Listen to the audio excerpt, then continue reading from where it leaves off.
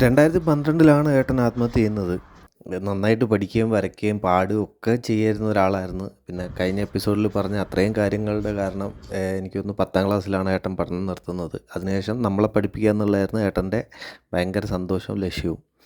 അങ്ങനെ ഏട്ടൻ ആത്മഹത്യ ചെയ്ത് കഴിഞ്ഞുകൊണ്ട് തന്നെ പിന്നെ നമുക്ക് ഫീസും കാര്യങ്ങളും ബുദ്ധിമുട്ടായി. അപ്പോഴാണ് ഞാൻ കഴിഞ്ഞ എപ്പിസോഡിൽ പറഞ്ഞ അത്രയും കാര്യങ്ങൾ സംഭവിച്ചിട്ട് അച്ഛൻ ആ സമയത്ത് എന്താക്കുന്നത്, ചെക്ക് കൊടുക്കുന്നത്.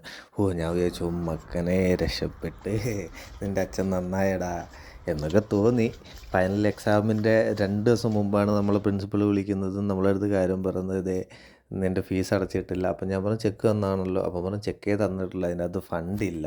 എങ്ങനെയുണ്ട് ഗൈസ്? അടിപൊളിയല്ലേ? സന്തോഷമല്ലേ? എൻ്റെ ജീവിതത്തിൽ അത്രയും സന്തോഷമുള്ളത് കൊണ്ട് തന്നെ ഞാൻ നല്ല അടിപൊളിയായിട്ട് അവിടെ വെറുപ്പിച്ചു, സീനാക്കി ഇറങ്ങിപ്പോന്നു.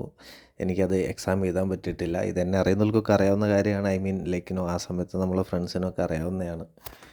ഒരു പക്ഷേ ഏട്ടൻ ഉണ്ടായിരുന്നെങ്കിൽ നമ്മളിത് പാസ്സായാനെ, എൻജിനീയർ ആയാനെ, നമ്മളിപ്പോൾ ആ ഫീൽഡിലോ അല്ല ഗൾഫിലോ അല്ലെങ്കിൽ എവിടെയെങ്കിലും വർക്ക് ചെയ്യേണ്ട ഒരാളായിരുന്നു എന്ന് തന്നെയാണ് ഞാൻ വിശ്വസിക്കുന്നതായിരിക്കില്ലേ സുഹൃത്തുക്കളെ.